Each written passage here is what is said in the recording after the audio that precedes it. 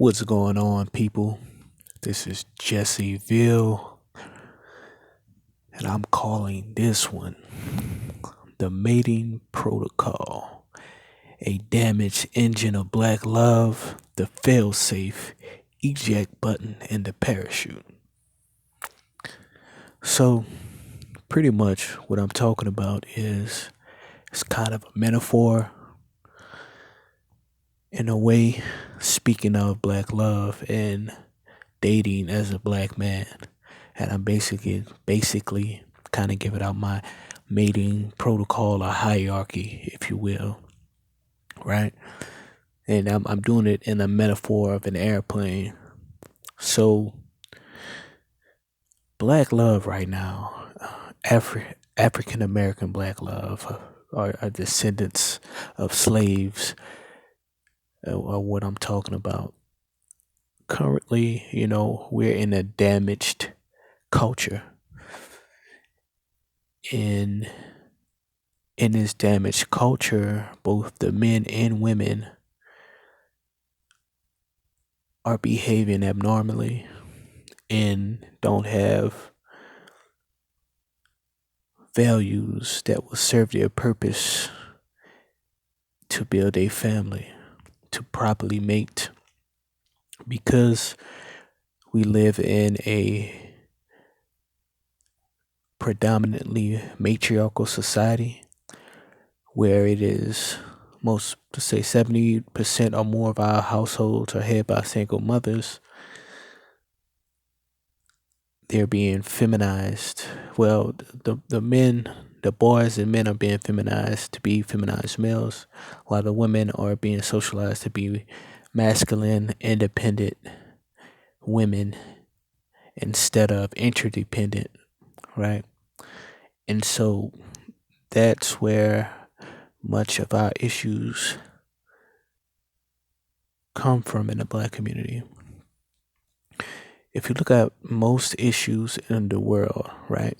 If you're talking about obesity, if you're talking about high divorce rates, low marriage rates, those problems, right? Obesity, divorces, low marriage are not necessarily problems in themselves. It's just issues more so with the frequency at which these things happen, right? So understand there will always, for the most part, there was always obese people in the world.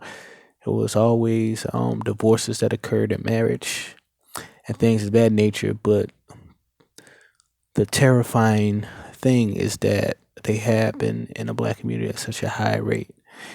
And so what you also have is an issue of men that don't know how to be men and women that don't know how to be women.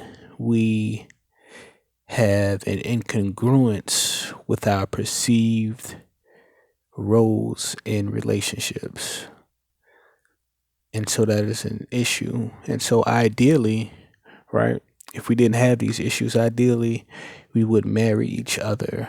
Black men in America will marry black women because not only do we look alike phenotypically, not only do we share the same ancestry, but we also share the same ethnic group and culture in terms of our culture here that we've created on this soil in America. So ideally, those things in perspective, we're the best choice for each other. But that broken culture that we have, not knowing how to be men and women, it definitely causes a divide within that. You have black men that are behaving one way and black women that, actually don't want to be the support role. And you have black women that not only do they not want to be the support role, but they also want the same benefits of a woman who does. So you have a lot of women that, expect you to pay on every date instead of splitting the bills. They don't want to split household bills, right? And I'll say that I know women from the 60s and previous years. They accepted the support role and assisted with the bills for their husbands. And they did the household roles. So you have women right now that don't even want to do any role. They don't want to be the household supportive role, nor do they want to even attempt to assist with the financial responsibility of a family. And then you have men that are out here living on women in the sense of not having jobs, not even interested in getting jobs, that are living on a women financially, and they're just playing the support role, being stay-at-home dads with the children and what have you, putting an unneeded and unnecessary amount of stress on the woman, right? And so that's what we're talking about. And I'm using that fractured relationship, that to talk about how it is very symbolic of a damaged engine in a plane. And so usually on most automobiles or airplanes, you have some type of fail safe that can actually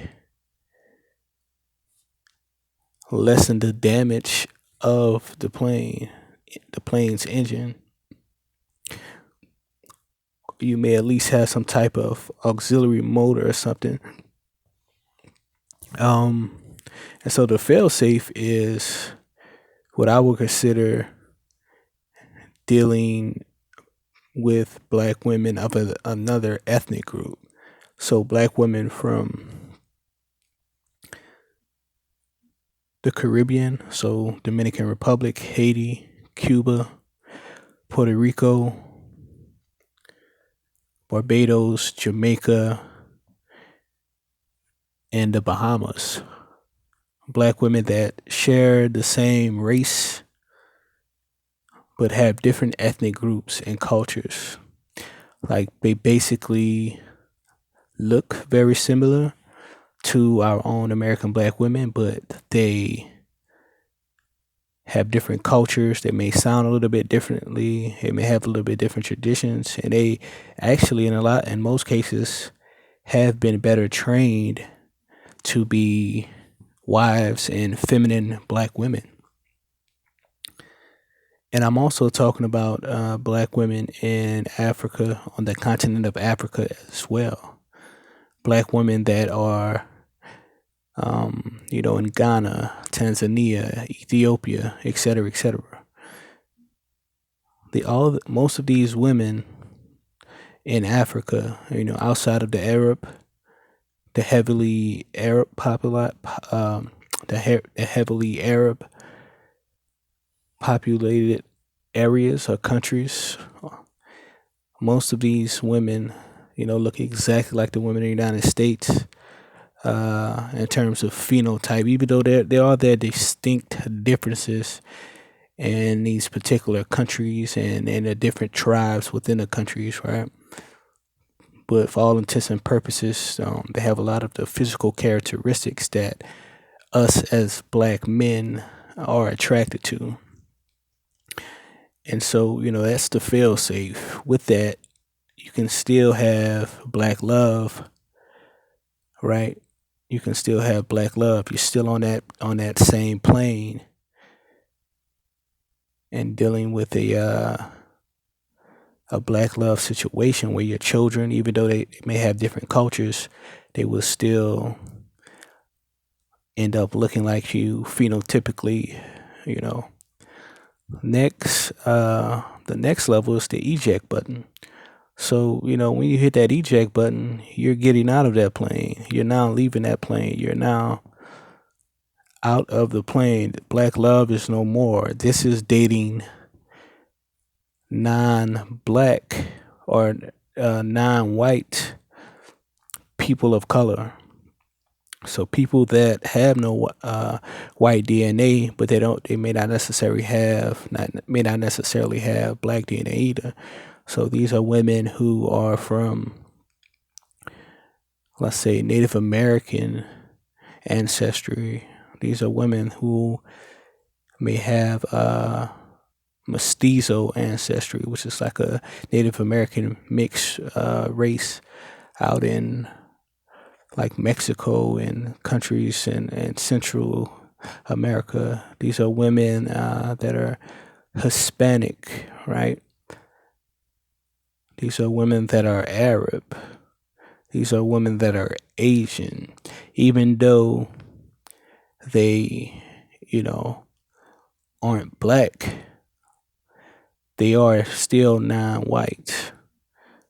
China, Japan, and all of these women, 9 times out of 10 are not only extremely feminine, but they have been properly trained, just like the women outside of the Western the Western countries that we talked about in terms of the fail safe. But these women, they are definitely feminine and trained to be wives and to be submissive, et cetera, et cetera. It kind of varies based on how Western their city of origin is or not. But this is a great third option for men that may not be having success with black women in general or what have you. And so the final group of women or a concept or what have you, I call it the parachute. And this is what I would say is the last resort.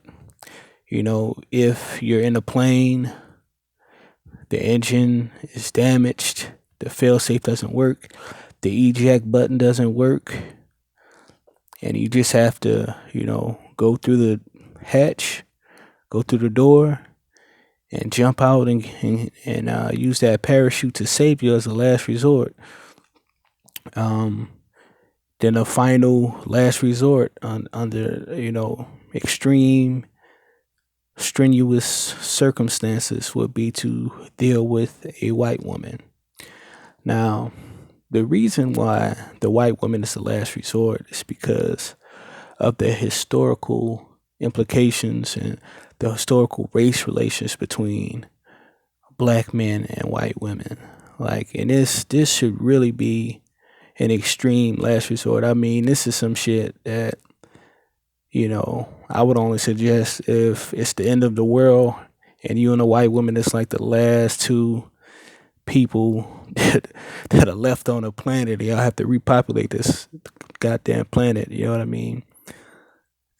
Some dire type situations of something like that. Even though I'm being a little extreme, right? But white women have a history, past history and recent history of falsely accusing black men of raping them. It could be situations where they were embarrassed that they had sex with a black man in a sense that they didn't want to know. It could be a situation where they're doing this to get money from an athlete, trying to either extort him, blackmail him, or what have you. This can even be a situation where the white woman may actually be in a marriage or relationship with a white man, and she's using that to defend herself or to cover up her tracks as a cheater. There's been many past written accounts of people seeing or knowing that a white woman lied on a black man for these type of reasons and accused him of rape or what have you. And of course, most recently with the Bill Cosby situation, his trial, obviously those women are doing that for a basically for money. It's a money grab, right? So yeah, that's my maiden protocol, fellas. Let's try to deal with our American black women first, then black women of other ethnic groups from other countries, then non-white and non-black women from other countries and cultures. And the last resort should always be the white woman. Because if the historical relationships hasn't been good for us. And I'm not saying that all white women are like this, obviously.